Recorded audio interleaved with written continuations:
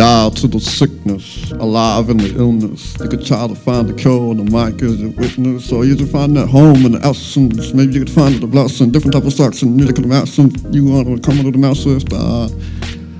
Slow down the feeling, deem. You try to attach me a different type of curious meaning. So you're looking for a different type of nature, something so constant, consistent. Can you transition back from the different type of fusion? You find home with the sickness and all the drugs they instilling. So the laws and religions, the cults and organizations, maybe about the fascination, so I just procrastinate, and I know you're still waiting to find the cure to the sickness when your home is already at the waiting, so maybe contemplating, and you're thinking of the inner being that you find free in all your senses, so as they direct you in society type of meaning, they put them in different guidelines, but you find your being, them steps it takes, and you call them experiences.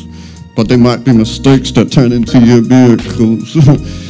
You try to read it, you try to decide it, you try to decipher your life instead of being biased. How to be so consistent, be the constant changes of your soul instinct. And as you go back into it, you gotta understand the feeling to the sickness and the cure and the mic that I'm doing. I told you, this music become my savior, and Lord be my witness. I'll not abuse my maker, and I tell you, I come so guarded, so a different type of God dotted. You're free inside my walls and breaking as they're crumbling, taking. You could see the mistaken. I misunderstood my maker, and now I'm Jesus saving.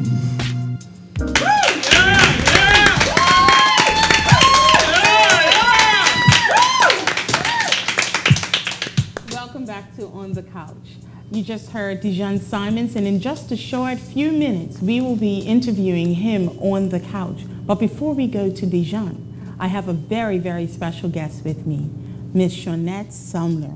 How are you, madam? Just wonderful. I'm so excited to have you here with me. Well, thanks for the invite. So you were an educator for 28 years. Yes. You were the owner of Star Academy Homeschool. You teach etiquette class for young girls. Mm-hmm. And now you're a radio talk show host for a new program called Generations. That's correct. Well, congratulations. Thank you. So how does that feel? Is that something you thought you would do? Was that part of your career plans that eventually I will host a radio talk show? It wasn't part of my personal plan. It seemed to be a part of everybody else's plan. People constantly telling me I should have my own show, whether it's a radio show or a TV show. Mm-hmm.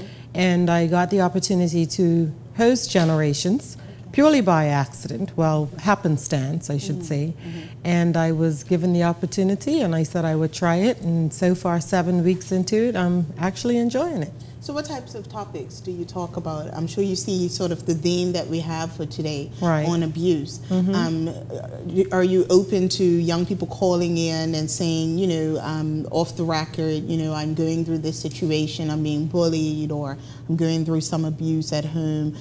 Do you think that that may be some of the topics that may actually come up? And Yes, definitely. What equips you to deal with that situation? Okay.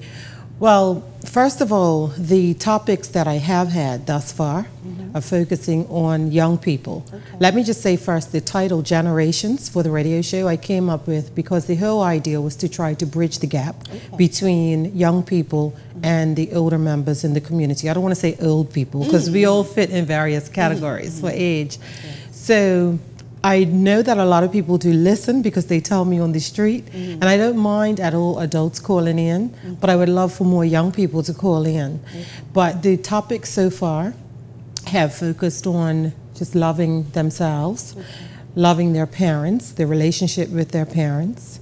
I've had a first guest from the health department who spoke about sexually transmitted infections and how it's affecting young people. And of course, they published results recently. Exactly. And they were astonishing to see how many young people are carrying sexually transmitted diseases. Exactly. And it really makes you wonder, at what age are they indulging in this type of activity? Right. Well, the age actually is very young.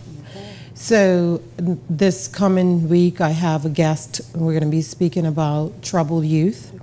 And I tend to come up with the topics well in advance, but I'm very open to subjects for the topics, and I try to encourage people even throughout the radio show, which airs every Monday evening at 7:30 p.m. on 1450 AM Gold, to email. If they don't want to call in, perhaps email, and I can share the comments on air.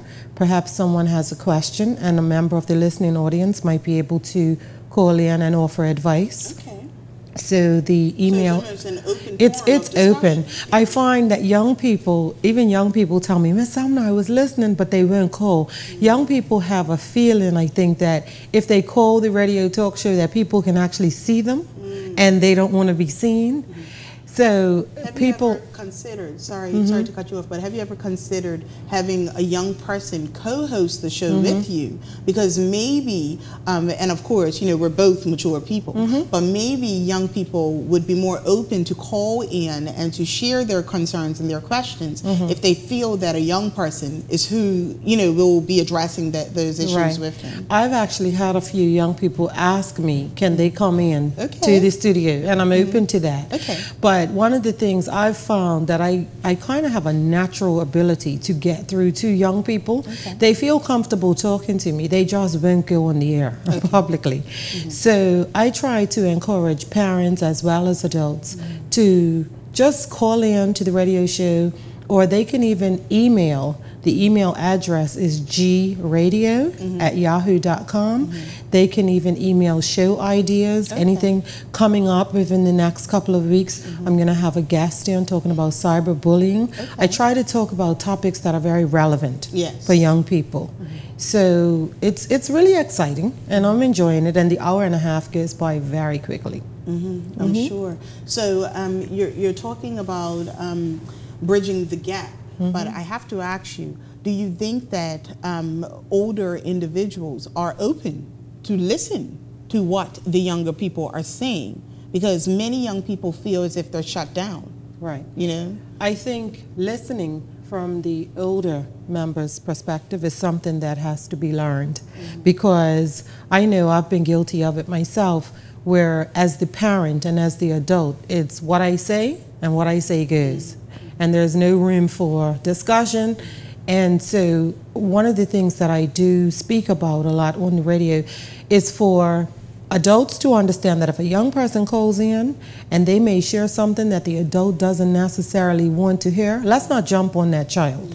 Let's see what we can do to support that young person, or offer advice, or even reach out and help that young person. I love the fact that you include help agencies and individuals, because of course, you know, though you carry you know, years of expertise in working with young people, there are all sorts of questions or concerns that, you know, having the support of the community to call in or to come as an invited guest and to help you with addressing those concerns. I'm sure that that can definitely help our young people.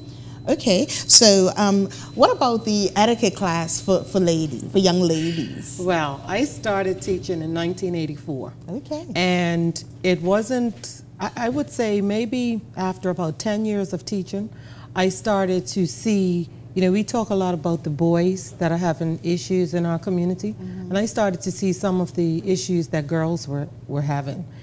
And I was watching a television show, it was a local show, and what struck me was that these young girls on this television show were speaking about the need to have a baby. And they felt that having a baby, they would understand what love was all about. And it really shocked me. So in 2002, I started the etiquette class. And between 2002 and now, 2012, 10 years later, I've had over 200 young ladies in Bermuda go through my program. It's very simple. I focus on 3 key areas: self-esteem, selflessness, where I try to get them to understand that you just have to do things for other people without expecting anything in return, and also self-presentation. And there are a lot of activities that come with that. I generally do it once a week over a 10-week period, but I do have a week-long program coming up very, very soon. Okay, and is that during the week when school is out? School will be out the week of April 2nd, and I'm actually going to have a group of girls for the entire day, from 8 o'clock in the morning to 5:30 in the evening. Yes, it's going to be very interesting, where 2 hours of each day will be spent teaching the etiquette skills, and then the rest of the day just getting girls to really bond with each other. I heard your earlier guest, Ms. Williams, talk about women and how women can be abusive to other women. And that's one of the things I teach the girls in the etiquette class, because sometimes girls are really, really mean and nasty to other girls. So we look at that and how to deal with that. It's pretty cruel. So yeah, that's coming up. So this is the 10th year for the etiquette class, and I'm really enjoying it. Okay. And what can we expect from you?